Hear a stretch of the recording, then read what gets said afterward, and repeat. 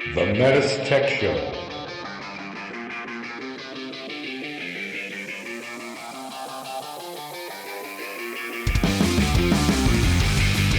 Welcome to the METUS Tech Show, a show for HVAC professionals by HVAC professionals.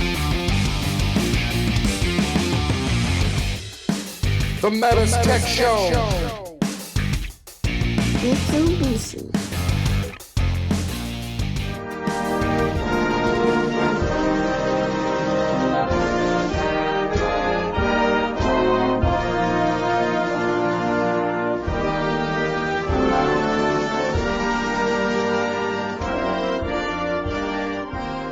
All right, so Renardo, I was talking to you earlier today. I told you I got married in Jamaica. All right, I was in the grill, went to Rick's Cafe. I did the whole thing, saw the sunset. I didn't jump off the cliff. I'm not that crazy. My friend did. Was really cool. But one thing that blew my mind is the bus ride from the airport to Negril. Oh yeah. All right, and you're on the left side of the road. Oh yeah. And you're flying down this road, and there's people hanging onto the bus with on their bike, and I thought this guy's wheels on his bike were going to blow apart. Anyway, we stopped along the way in this little shack on the side of the road for jerk pork and jerk chicken. It was amazing. That's the right way to do it. And all they gave us was just the jerk pork and jerk chicken and a slice of bread. All right? Okay. Does that sound about right? That's 100% right. And we had jerk pork and jerk chicken at the resort, but nothing beat that shack on the side of the road. I wish I remember the name. It was unbelievable. Yeah. Did you have oxtails too? I didn't have oxtail. Because that's really good. But that's the authentic way to have jerk chicken though, by the roadside. Yes. By the roadside? Yeah, not in like a. If I go to a restaurant and get jerk chicken, No, that's not it's really void. jerk chicken. No, yeah, exactly. Wait a minute. Does your wedding count if you get married in Jamaica and come here? Yes. Oh. Yes, it's all official. Sorry, Yes. sorry for that. But that's the authentic way, by the roadside in the foil paper, yeah. a slice of bread on it. I told you, right, Tyler? Yeah. The bread is soaking up some of the juices and You got the to have sauces. the oxtail gravy on the rice and peas too, though, right? That's how you have it. That's the real So way. the four of us just ate, right? Like literally 5 minutes ago. Yeah. And now I'm hungry again. Me too. So now you're in Canada, I am. right? And have you had the poutine? I had it recently. Tyler introduced me to it just this summer for the first time. Wow. Yeah. Because poutine's got a lot of stuff on there. It's all good. Now, I visited MESCA back in May. Yes. And first place we stopped at was a small hamburger joint on the side of the road. We were all hungry. And I look up on the menu, and I saw poutine. That's right. And I said, what better place to get poutine with the cheese curds on top and the gravy. Yeah, that's right. It was heaven. It was heaven. It was So unbelievable. Renardo recently became a Canadian citizen, and Yes, I I think did. that was actually Thank part you. of the application. Yeah, it was. It was. He you needed know, to know how to make a poutine. make himself. poutine, taste it, give it a good review. And it comes with maple syrup and emulsion. Some of them do come with maple syrup. Actually. Okay, well. Yeah, they do. Okay. And emulsion for sure. Yeah, All right. yeah, exactly.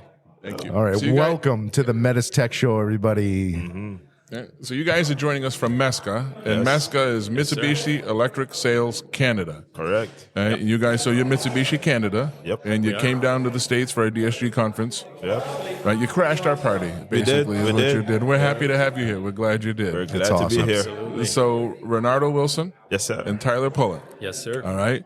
So Renardo, we'll start with you. Tell us a little bit about what you do for MESCA, how long you've been doing it, and going from Jamaica to Canada. The weather's pretty close, right? In the summer. Yeah, so I've been with MESCA 3.5 years, Mitsubishi Electric. Yep. So I'm a technical advisor there in the commercial division. So we deal with pretty much anything on the commercial side. So our POMs or Y Series, R2. And since this year, I've started to deal with our applied product as well. So we represent a product called Clima Veneta, and it's pretty good. Before that, I represented another Mitsubishi brand. Not sure if you guys have heard of it, but it's Mitsubishi Heavy Industries. Yes, I've heard of it. Back in the day, I've worked on a few of those units. You have, right? Yeah, Double compressors. I don't think they're in the U.S. anymore, but They are, but further down south, maybe in Florida. So Yeah, I know. Florida. This was 30 years ago. I'm talking. Oh yeah, I worked on. Really? Yeah, so that's what you did in Jamaica. Yeah, I worked on them since 2009, Wow. all the way until I came here in 2019. So yeah, but we never used the 4-way valves. We're always stuck in cooling. Never Always needed that. stuck. Oh, wow. No need for heating at any time in Jamaica. It's always hot. No hail and snow guards. No hail and snow guards. So Wow, I bet you it's just different make sure now. the place is cool. Matter of fact, we tell users, if your thermostat is showing the sun side, change that. The sun sign, something's wrong. Change it to cool. Yeah. Yeah, well, that's pretty much my background in terms of VRF since 2009. Came here working on the applied and the city multi and working on like heating as well. And what a transition that was, right? Yeah. From the sunny side of Jamaica to cold climate Canada, where heat is definitely required. The first winter that I spent in Canada with MESCA, we had to work on a lot of defrost issues. Yeah. And I think that's something we're going to Yeah, be we're discussing gonna talk about today that. as well, Okay. right? Yeah. So, So I have two questions. How many times a week do you go to a Tim Hortons? and do you go to hockey games? okay, you're calling me out here. Might get that citizenship Because revoked after because I might get the citizenship revoked. I So- can't believe they don't check that. So when I just came here, Tim Hortons was maybe twice per day. It was just fascinating. The Timbits, Did you get the double-double? the double. No, actually, I started with triple, and then double. I know it's just black. But I haven't been to a hockey game yet. Wow. But I went to my first baseball game yesterday, and saw the Braves do a good job. Two home runs. So All right. yeah, learning the culture here. Oh, you're good. But yeah. Yeah. And Tyler Pullen. Yes, Tell sir. us a little bit about what you do now and a little bit about your background. Sure. So, like Renardo, I'm a technical advisor for the commercial business unit. I handle the City Multi product as well as the applied product line that we have available to us. But essentially, I guess what a technical advisor does for MESCA is we wear a lot of different hats. So we deal a lot with the QA for the projects we have ongoing around the country. But we also do a lot of City Multi training. So we'll deliver the training ourselves. We've got two different categories of City Multi training up in Canada. We have CMO1 and CMO2. So we'll deliver those trainings to contractors around the country, as well as our distributors. But yeah, so a lot of service troubleshooting, a lot of training. My background, I come from a background on the tools. I'm a licensed refrigeration mechanic out of Toronto. So I've been, I guess, a Red Seal tradesperson in Canada for over 12, 13 years. I started out, like I said, on the tools. I kind of moved to specializing in my career into the VRF product line with a couple different manufacturers. And then as of early 2019, I started with Mitsubishi. So it's been about 5 years that I've been with them now. Good. And do you cover, how many provinces do you cover in Canada? So we've kind of got our group. So there's myself, Renardo, and then three other guys that are on our commercial business unit team as technical advisors. Four others. Sorry, I'm forgetting somebody. Good thing I didn't name names. No names. That's all right. But we kind of have the country divided up by territory, like you alluded to there. So for the applied product, Renardo and I, we deal with all of Canada. Wow. And then on the City Multi, on the commercial business unit side, we've kind of got things divvied up by, like you said, by province. So I do, I guess, a lot of Ontario, Saskatchewan, was working in the Quebec and the eastern region of Canada for quite some time. So a lot of the country, a lot of land to cover. Yeah. Like 30 years ago, I used to date a girl from Moose Jaw, Saskatchewan. No so kidding. I kind of know where that is. That is the middle of nowhere. Yeah. There's a lot of places in Canada that are the middle of nowhere. That's the middle of nowhere. What about the Northern Territories? And what's that other province up there? The UT? What is it? Starts with the UT, isn't that up there near the Northern Territories? Yukon Territories. Yeah, is that what it is? That's, Yeah. you guys, Just Yellowknife above BC. up there, Yeah, that's right. It We gets actually, cold up. It's probably cold up there in August. Things we do for love, right? yeah, Yeah. yeah, exactly. All right. So what are we going to talk about today, Steve? So we're going to talk about. I want to know about your climate up there in Canada, and let's talk about some cold climate issues that you might be seeing. How you're resolving those issues. Defrost. Let's talk about commercial systems. Let's talk about residential systems if you want. So, what are we seeing for extreme temperatures, and in a typical winter in Canada? So, I mean, Canada, it's obviously a huge country. Within that huge country, there are quite a few different climates. Like we actually do have a province that has some desert area out in BC, but we also within that same province, we've got Vancouver that has a very cold, somewhat mild in the winter, but very humid. Very rainy. Comparable to Seattle. Very comparable. Very close. Yeah, Washington, Northwest. But then you go out into, I guess, Calgary or Edmonton out in Alberta. It's more of a drier cold. But out there, they can see as low as minus 40 a couple times throughout the winter. Where we're from in Toronto, it stays relatively humid throughout the winter, but we see temperatures. I think the ASHRAE design temp out in Toronto is like minus 19. Okay. So we can see as low as minus 19 for a few weeks throughout the winter. So yeah, within Canada, degrees Celsius. Degrees Celsius. Sorry. Okay. I should really be doing the conversions in my head here. I was like, wow, it's not too bad in Canada. We're going to confuse a lot of people today. You wanted to move there, minus 19 Celsius better than is here. about 2 degrees, negative 2 degrees Fahrenheit. Yes. And negative 40 is the same Celsius or Fahrenheit. Yeah. So that's wicked cold. So that one we're safe on. Yeah. We might want to keep that unit converter out. Yeah, no, I got it. I have my phone out. There's an app called Units Plus. It converts everything from temperature, length, everything. It's even currency. Beautiful. So, Even when you're driving in Canada and the GPS says go 3 kilometers down. What? No, the best thing in Canada is when you get to go 100. Speed limit 100. I go, I love that, until I realize it's basically 60. It is basically 60. Yeah. OPP will get you. Yeah, exactly. But yeah, so I guess to tie it all together, we do have a lot of different climates within Canada, but I guess everywhere you go in Canada in the winter, it's guaranteed to get pretty cold. So no matter what, we are facing the issue that when we're operating a system in heat pump mode, that outdoor coil is operating as our evaporator, and it's going to be below the dew point of that outdoor air, and we're going to see frost no matter what. Absolutely. In any city in Canada.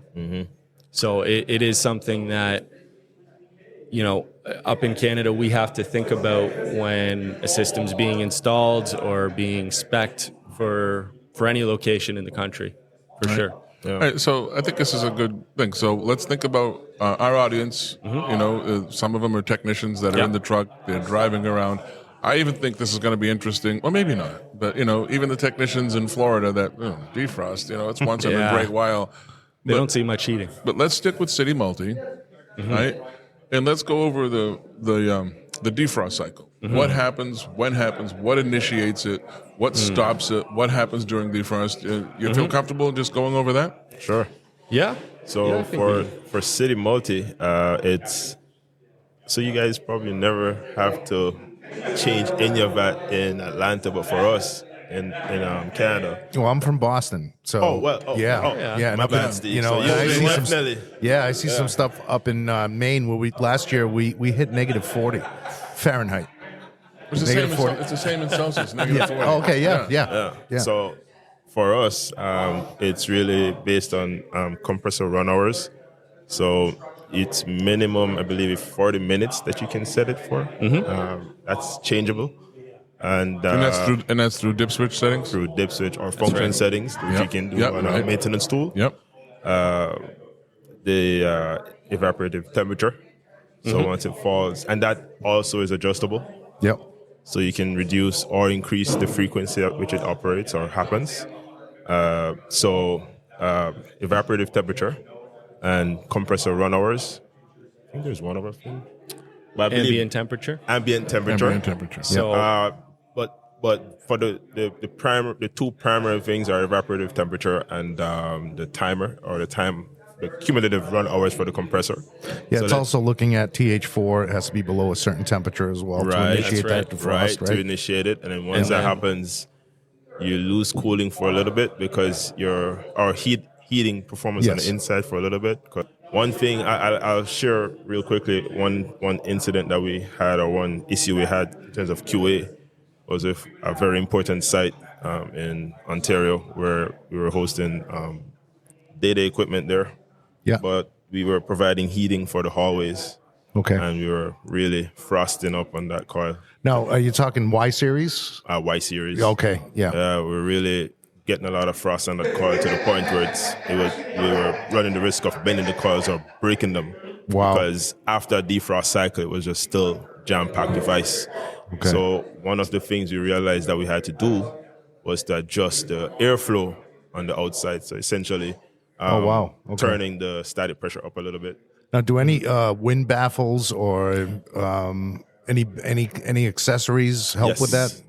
Definitely. So on those units, we use wind baffles. Okay. But it's also essential to increase the airflow across the And, coils. and that's after you raised the defrost termination temperature? Yes. That's Okay, right. wow. Yes. So So we were having more frequent defrost for longer periods of time. And after a full defrost cycle, we were just jam-packed with ice, and it kept layering on. Now, the great thing with R2 units is we can do continuous heating. So are you seeing that as well with the R2s? No.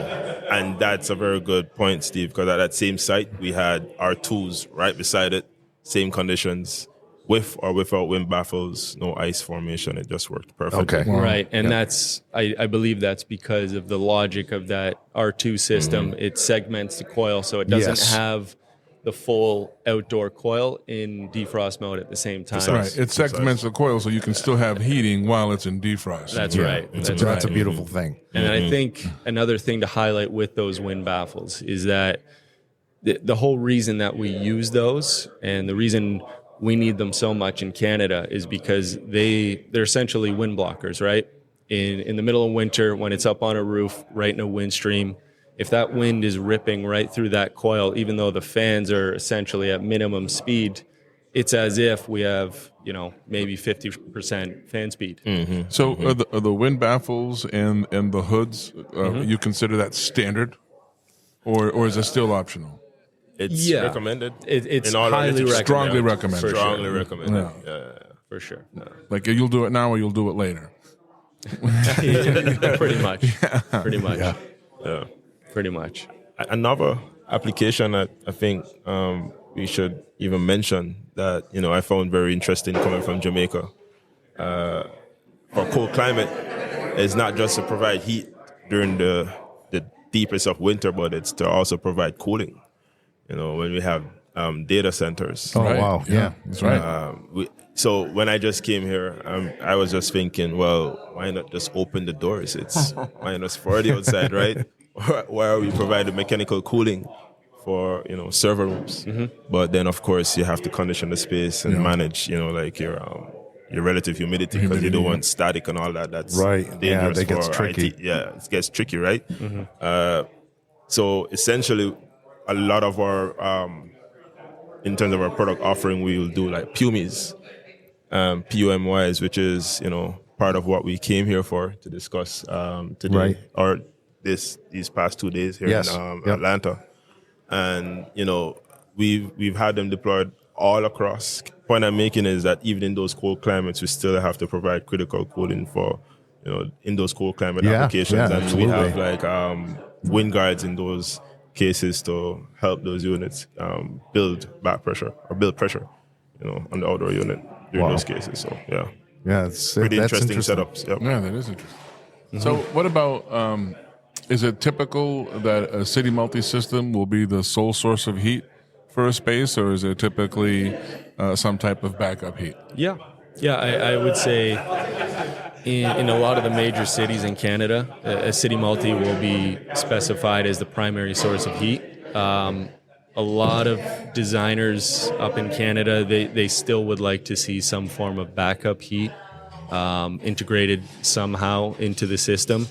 So, a lot of the times you'll see auxiliary heat coils. If it's a bunch of PEFY ducted units on the indoor side, they'll have auxiliary heating coils in the duct plenum.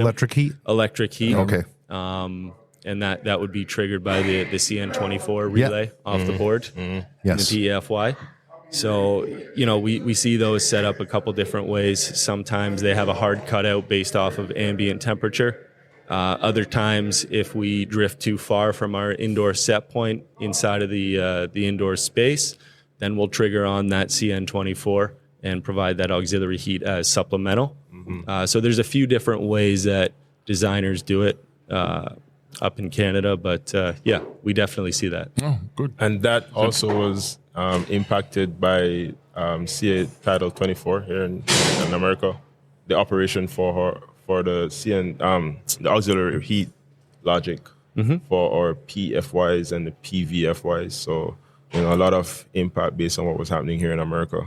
I'm not sure if you heard of Title 24 in California. Oh yeah. I've heard of. I don't know enough about it to talk about it intelligently. That forced us to change the CN24 operation, right? Because we have here in the United States, we talk about old CN24 operation, which is basically 4 degrees away from set point. CN24 energizes. So simple. Title 24 changed how things and CN24 got impacted, right? So with CN24. New CN24 logic, you have that whole temperature drops 2.7 degrees below, and I'm talking Fahrenheit. Fahrenheit Just again. bear with me. 2.7 degrees below set point, and a timer gets set off, and that timer's defaulted at 24 minutes or so, depending on the unit model, and it's going to see within that 24 minutes if the heat pump by itself can raise the space temp 1 degree or 0.9 degrees Fahrenheit, and if it can, no backup heat is engaged. If it can't, electric heat 1 or or 2 would be engaged at that point. That's right. Interesting. Yep. So another thing that's so important in cold climates is getting the equipment off the ground, right? So what have you seen, especially in the earlier days? Probably a lot of systems mounted right to a pad, not on a stand. And what kind of stands do you use?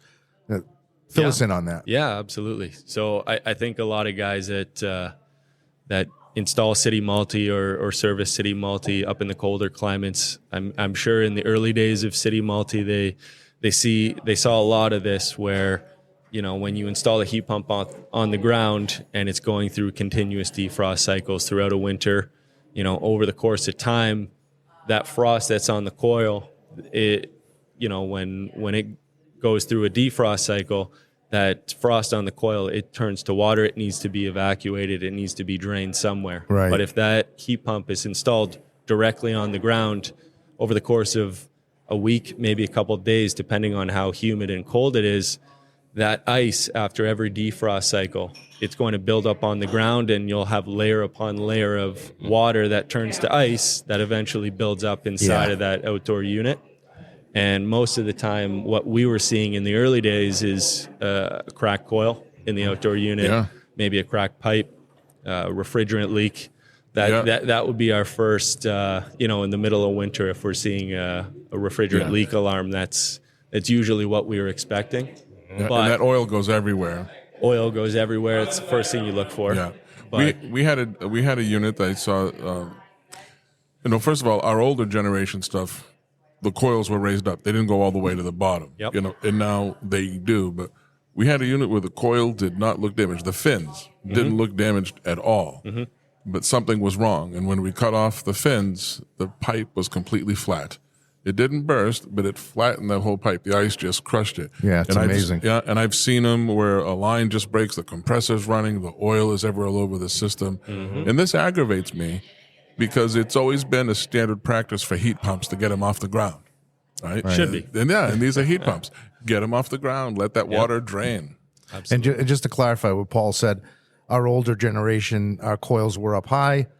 Then we had generations that came out where the coils were down to the bottom. Now they're back up again with the end generation. So all the coils are up high.